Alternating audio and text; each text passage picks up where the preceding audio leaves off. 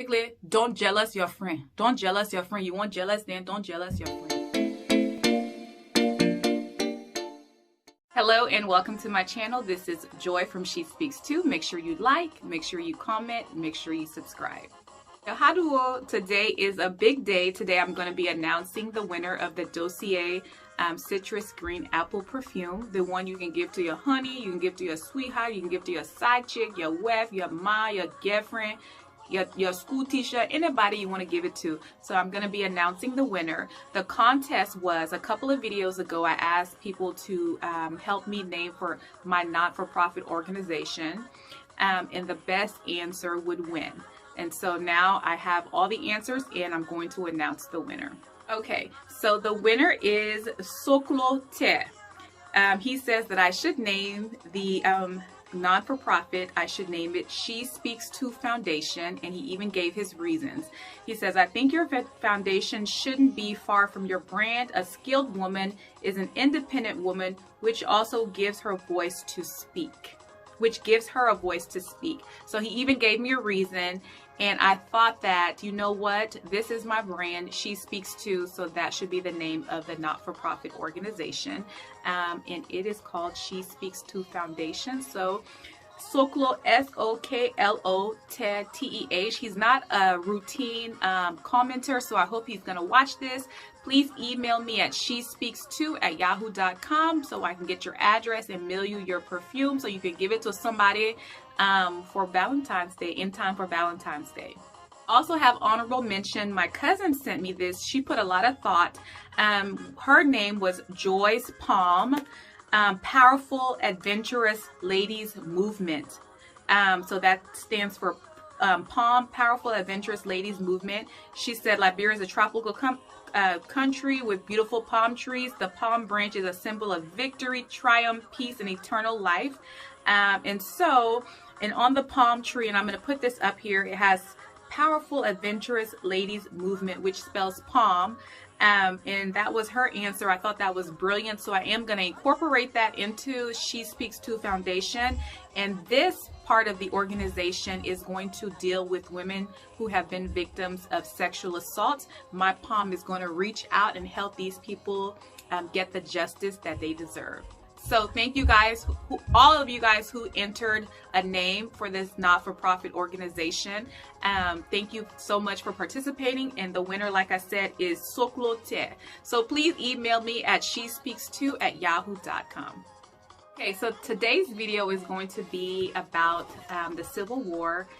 Which is, you know, a sad topic, but we're going to try to keep this positive. We're going to try to just talk about some things that we should have learned. The Civil War was about 32 years ago in Liberia's history. It was a dark time. It set us back hundreds of years, I would say, mentally, structurally, foundationally, education, healthcare wise. It set us back, and we're still seeing the effects of the war even today. It was 32 years ago. Some a small baby then, but it set us back, and some of us still carry the traumas of that war. So today we're going to be talking about some of the things that I think, because I'm the authority, I think we should have learned from this war that happened 32 years ago, the first Civil War. Okay, so I wrote these down. You know, I always have 5 things. So the first thing I think that we should have learned from the Civil War is to love your neighbor. During the war, believe it or not, neighbors turned on neighbors, tribe turned on tribes. People lied on their neighbors, and these lies were detrimental. Whole families were wiped out because of a neighbor pointing out this family, pointing out this tribe. So if there was anything that we should have learned from this Civil War, was to love your neighbor. Stop, and even today now, let it still be, love your neighbor.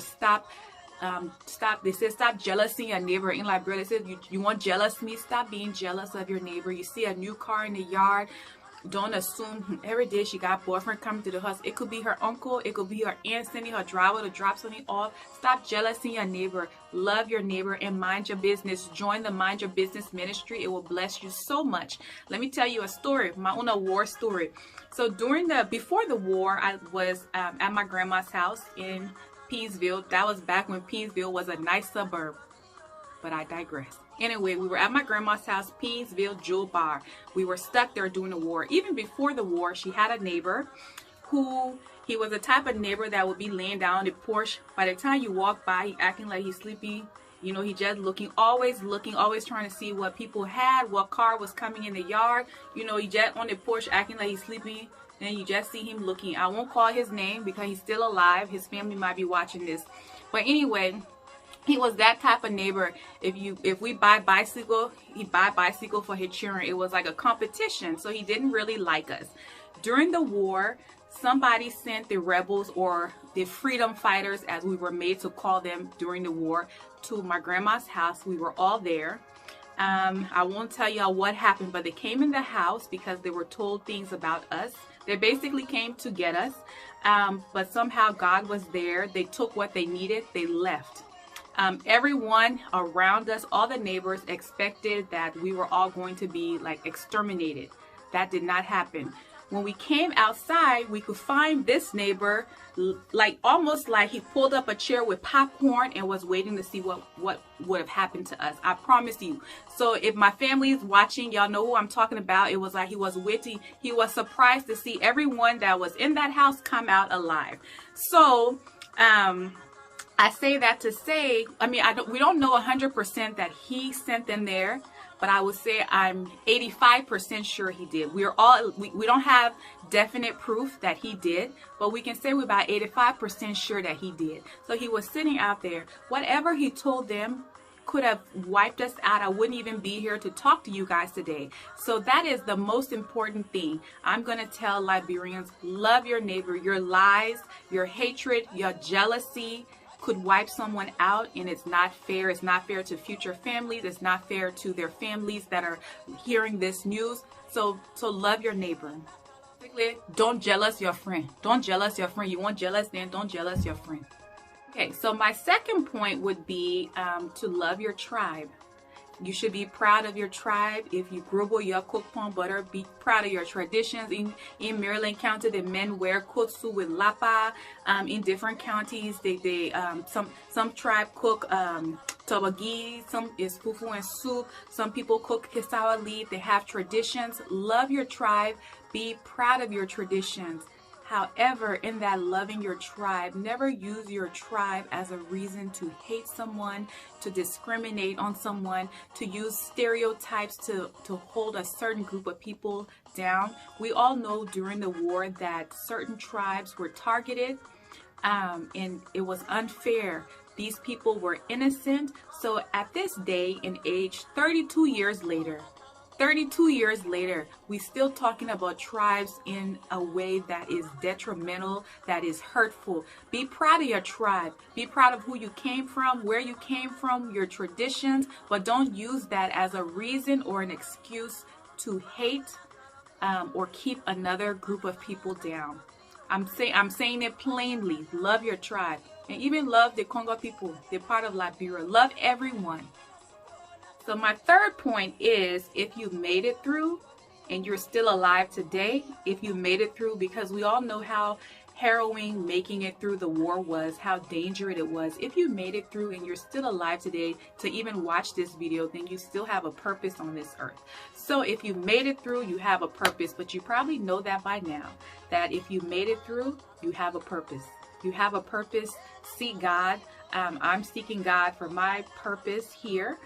See God, and He will show you your purpose. If you made it, like I said, I'll say it again and again, you still have a purpose. It's not over. Whatever is going on, you still have a purpose. Number 4, if you survived the war, you know that status, things, material things, jewelry, everything can be taken from you in a heartbeat. Those things are not permanent. So if you are in a position of status, you have money, you have the house, you have the car, don't put it on your head.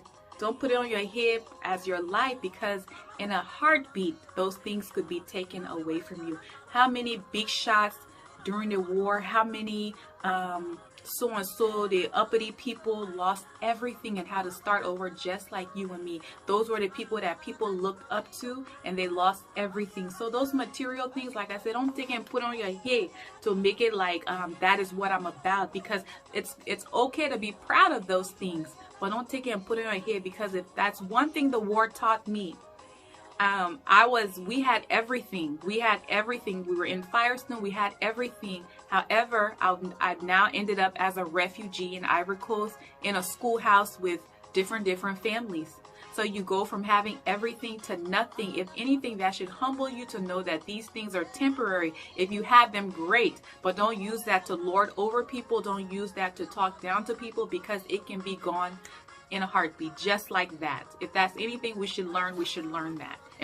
And in being that I was in Liberia, I see that some people still haven't learned it. They still haven't learned it. But that's on them. That's just number 4.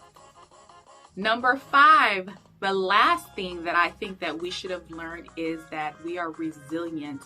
If you made it through that, you can make it through anything, whether it's schooling, whether it's loss of a job, whether it's a sickness. If you can make it through that, you can make it through anything. Those were very uncertain times, and you went through a lot to get through that. So if you can make it through that, think about those times during the war. If you can make it through that, those uncertainty, lack of food, lack of shelter, lack of good health care, didn't know if your life was just in the balance, and you made it through that.